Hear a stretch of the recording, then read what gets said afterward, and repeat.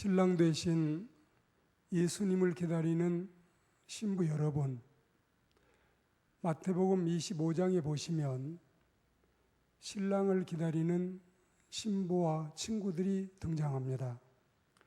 그리고 고린도후서 11장 2절과 3절에 보시면 신랑을 기다리는 신부들이 신앙적인 면에서, 영적인 면에서 순결이 필요함을 강조하고 있습니다.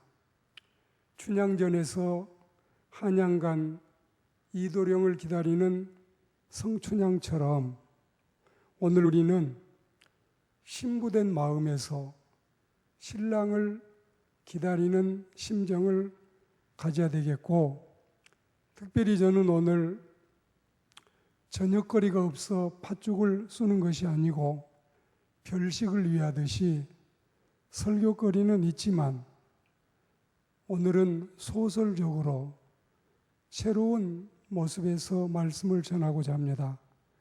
우리 예수님도 사건 설교와 비유 설교에서 누가복음 10장에서는 노상 강도 사건, 그리고 누가복음 12장에서는 유산 상속 사건, 그리고 13장에서는 망대 붕괴 18인 압사 사건과, 그리고 14장에서는 잔치 초대 사건 등을 비유를 통해 말씀하셨습니다.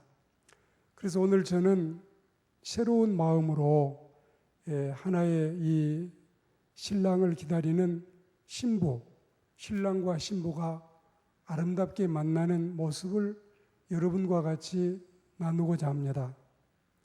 숙종은 조선시대 제19대 임금이었는데 그때가 아마 대략 1600년대 말에서 1700년대 초반이었습니다. 그때 이런 일이 있었습니다. 아직 나이가 20살도 되지 않고 허름한 옷차림을 한 젊은 청년이 경상도 밀양 땅으로 스며들었습니다. 그의 이름은 고유였습니다. 임진왜란 때 6,000명의 의병을 일으켜서 왜적을 물리친 고경명이 증조 위에 고조 할아버지였지만 부모를 어린 나이에 잃고 친족들의 도움이 없이 외롭게 떠돌다가 밀양 땅에 이르러서는 생계를 위해서 남의 집 머슴살이를 했습니다. 정작 자신이 머슴은 살고 있고 배움이 없어 식견이 부족해도 사람 됨됨이는 신실했고 언변이 신중했고 그리고 인격도 고명했기 때문에 사람들이 이 총각을 함부로 대하지 않았고 또한 그를 고도령이라고 불러주었습니다.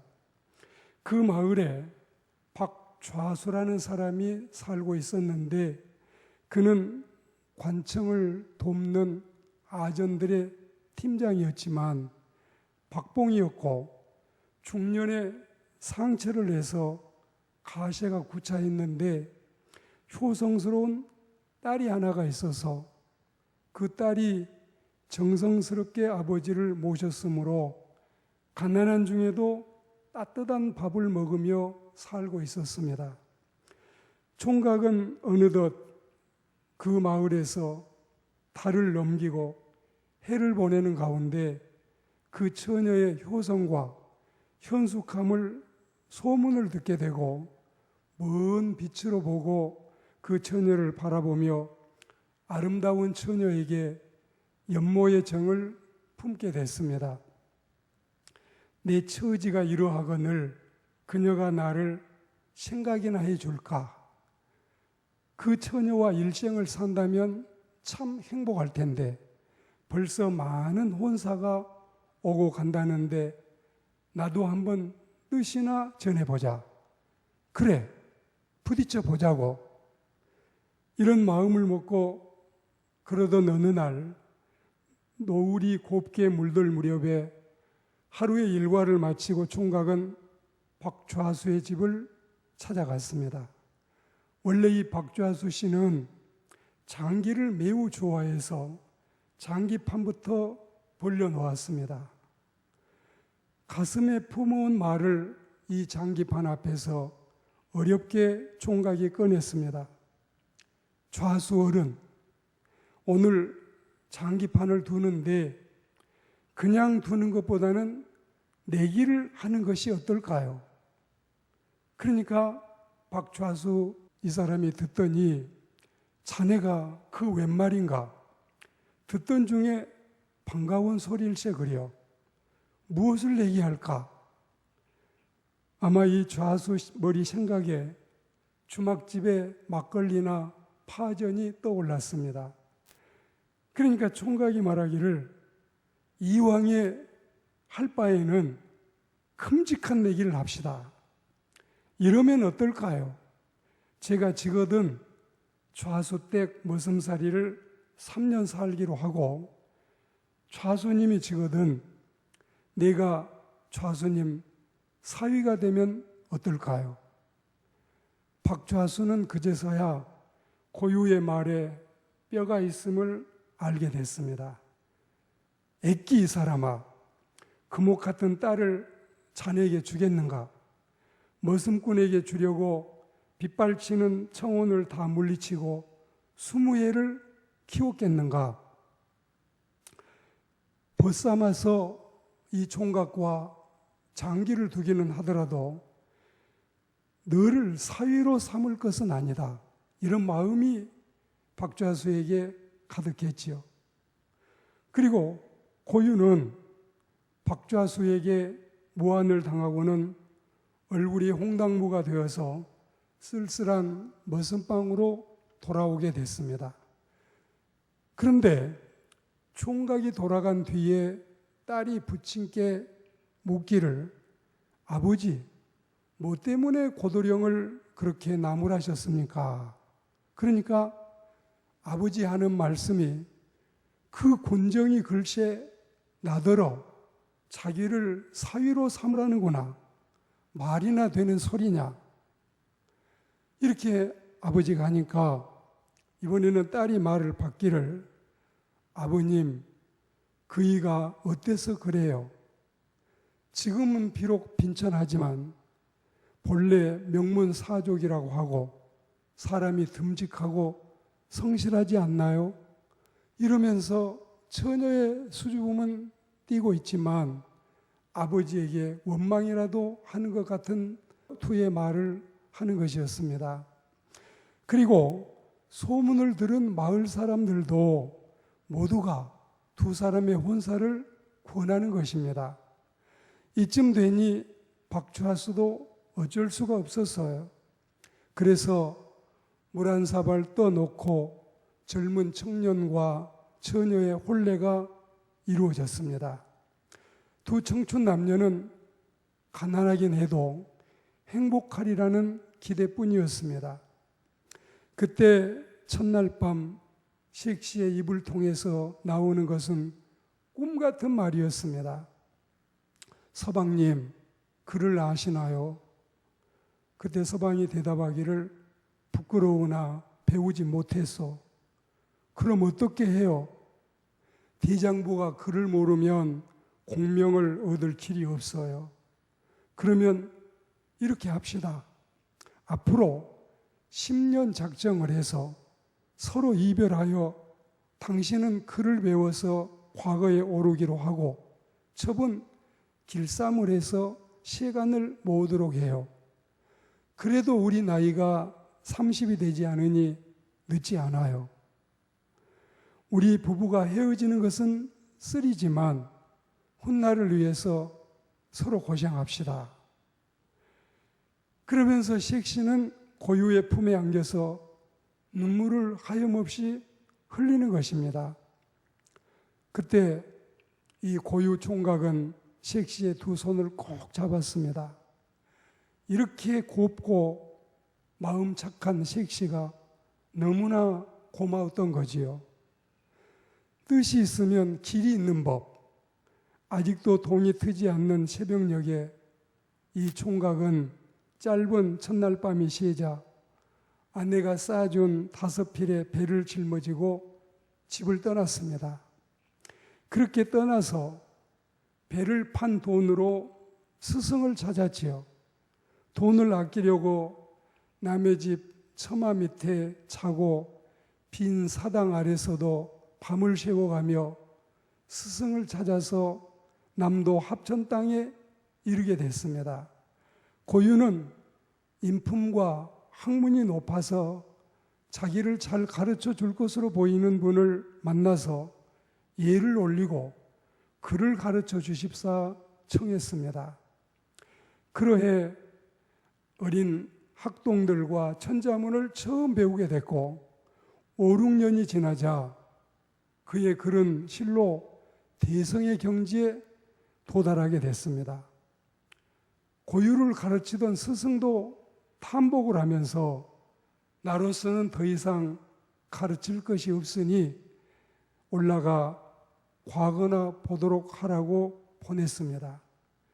고유는 이 길로 바로 한양으로 올라가지 않고 자신의 부족을 더 채우기 위해서 다시 해인사로 들어가서 절에서 밥을 얻어 먹으면서 학문을 익히던 중이었는데 어느 해에 숙종대왕이 정시를 보이라는 영을 내렸습니다. 뜻은 헛되는 법이 없었습니다. 그리고 이 고유 총각은 처음 보는 과거에서 장원급제를 하게 됐습니다.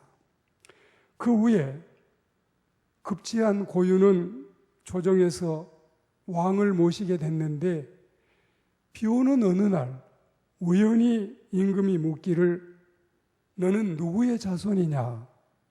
그때 고유가 대답하기를 네, 신은 재봉 고경명의 현손이옵니다.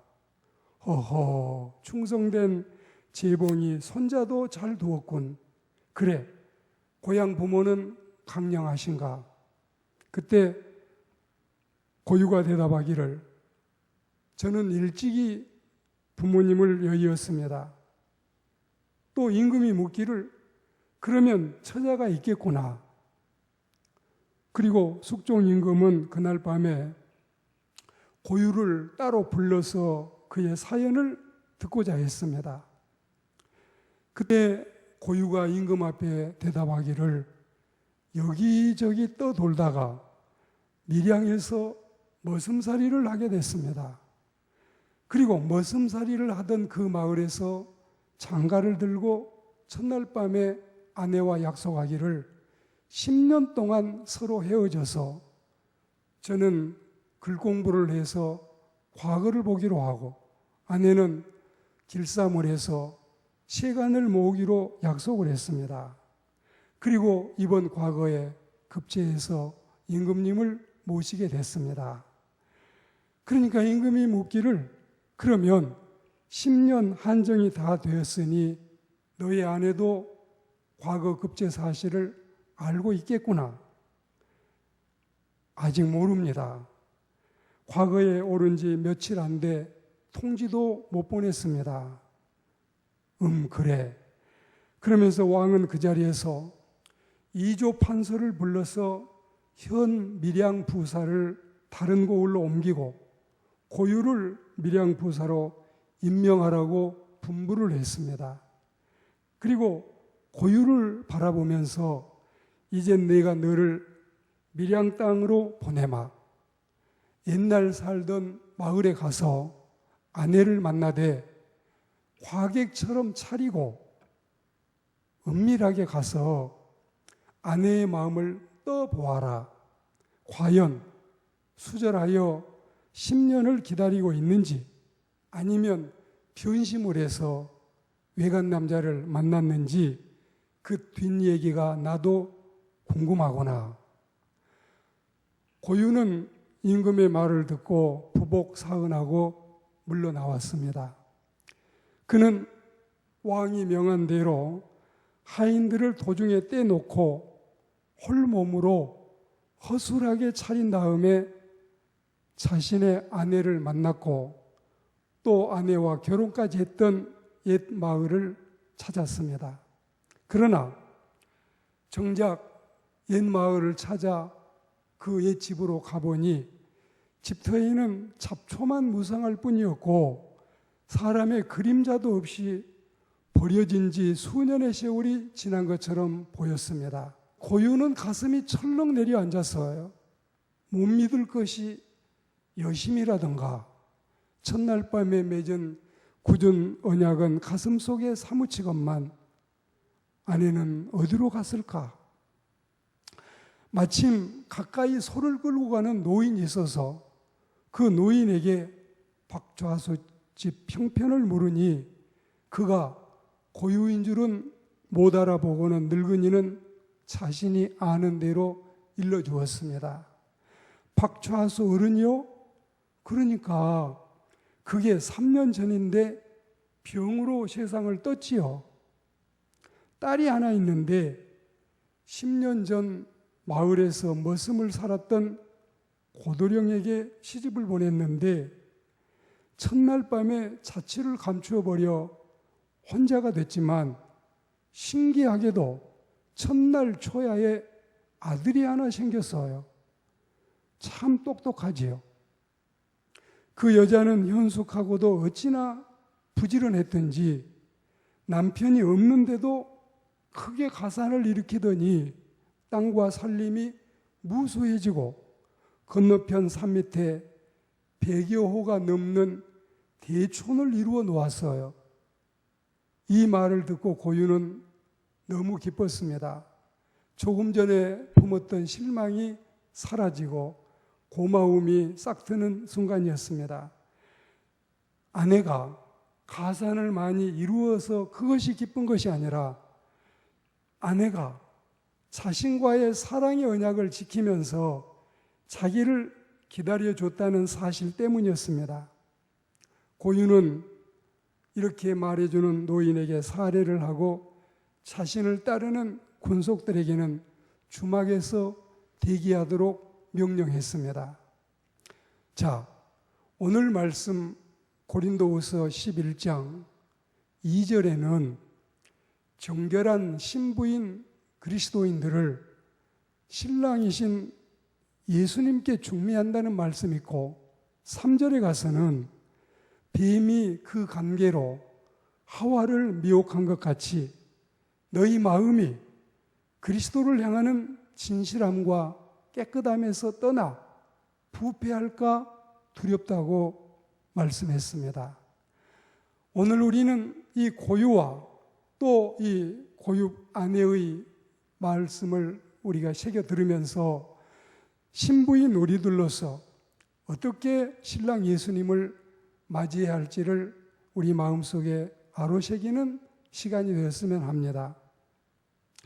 어슥어슥 어둠이 마을을 감싸올 무렵에 사람들이 가르쳐준 대로 제일 큰 집의 대문을 열고 들어가서는 고유가 구걸하는 소리를 질렀습니다. 얻어먹는 인생이 한 그릇 밥을 바라고 왔소이다. 이 외침에 사랑방에서 늙은 스승한테 글을 배우던 소년이 그 소리를 듣고 뛰어나왔습니다. 들어오세요, 손님. 고유는 그가 아들인 줄 알면서도 짐짓 마음속에 품고 있는 그 깊은 사랑을 표현하지 않고 아니 처마 밑이라도 좋네 그러면서 사양을 하고 들어가기를 거절했습니다. 아니 올라오세요. 우리 집에서는 과객을 절대로 그냥 보내지 않습니다.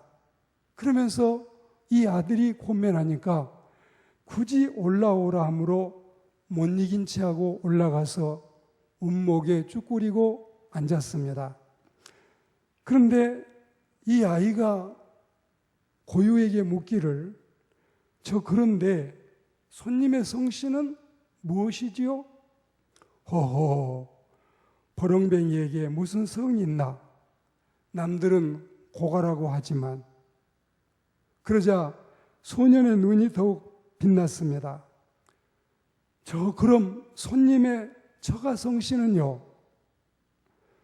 10년 전에 장가들어 첫날 밤을 지내고는 헤어졌으니 무슨 처가라고 할 것이 있을까? 그 댁이야 박좌수 댁이었지만 이렇게 고유가 말할 때 그때 박씨 부인이 사랑의 과객이 들었는데 성이 고시라고 하는 바람에 귀를 기울이고 있는데 아들이 나왔습니다. 아들의 눈은 기쁨과 설레임으로 어머님의 눈빛을 확인하고 있었습니다.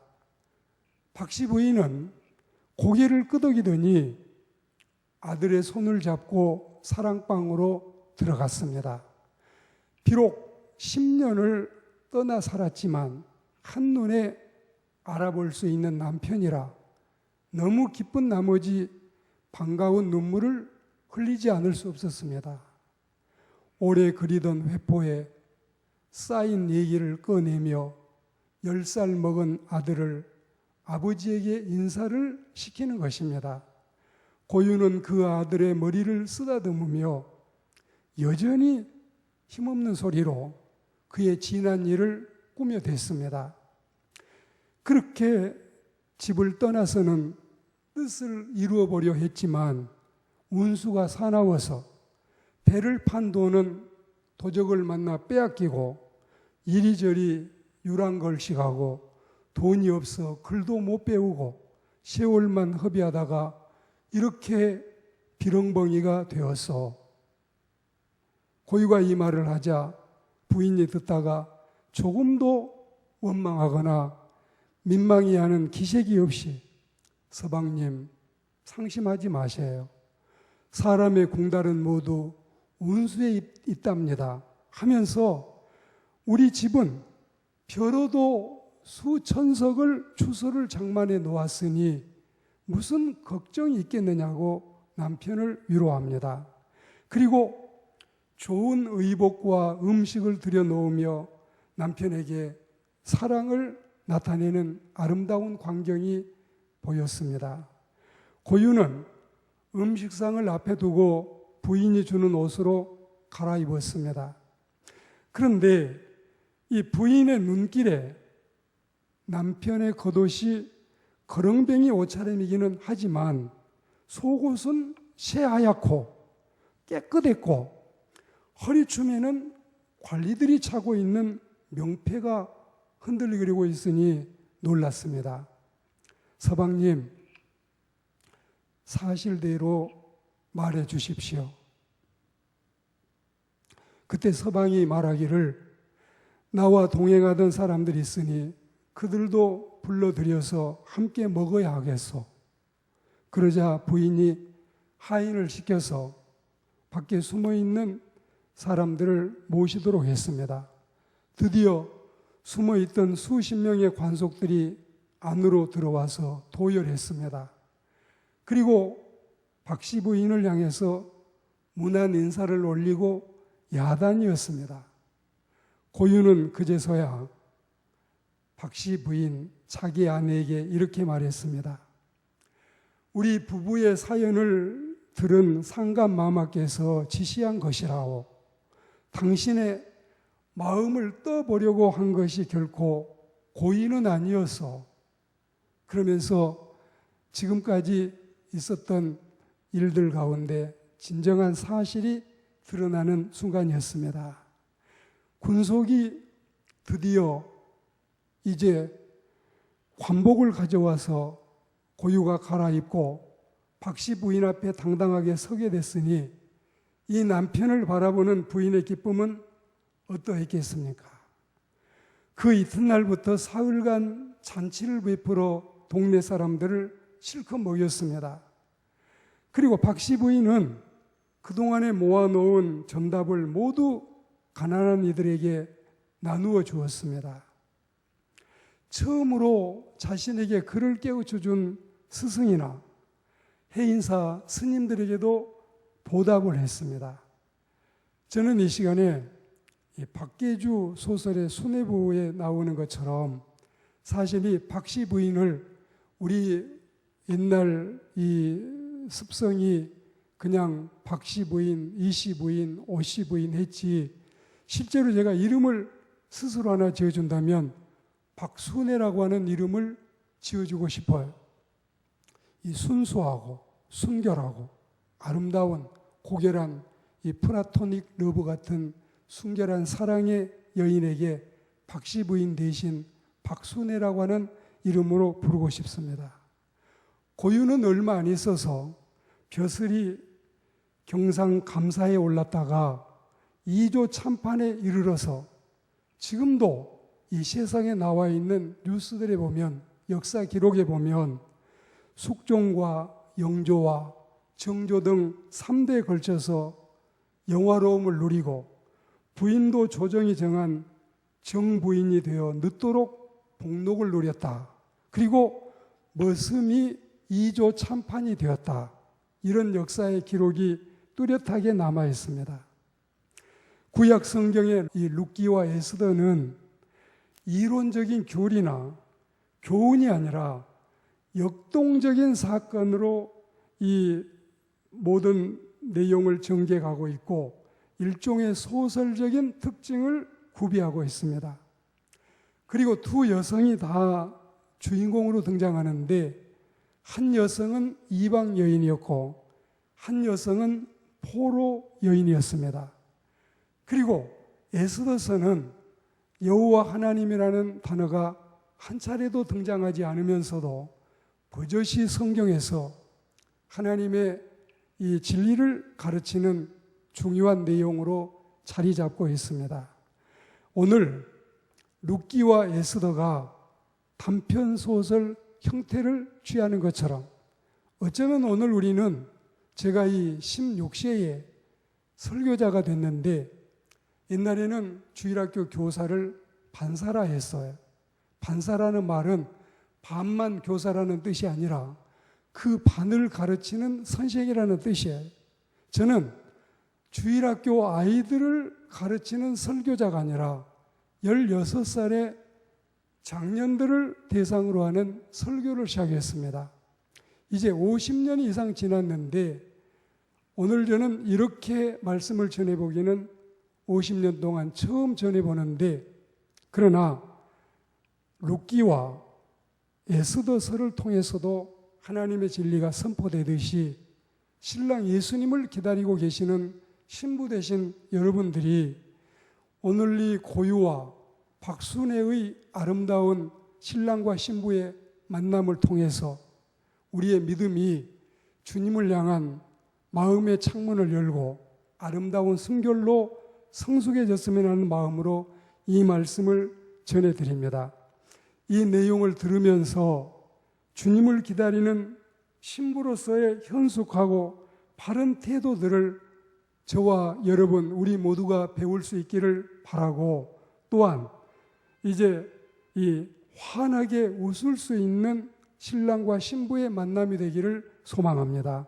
신랑 되신 우리 주님 앞에 칭찬받고 상급받는 우리가 되어야 되겠고, 성춘향과 이몽룡이 만날 때, 그리고 고유와 박순애가 만날 때처럼 우리와 주님이 만날 때 이런 아름다운 만남, 이런 감격의 눈물이 흐를 수 있는 아름답고 복 있는 귀한 만남이 되기를, 그리고 신랑 되신 주님께 엄청나게 사랑받는 신부들이 다 되시기를 주의 이름으로 축원합니다.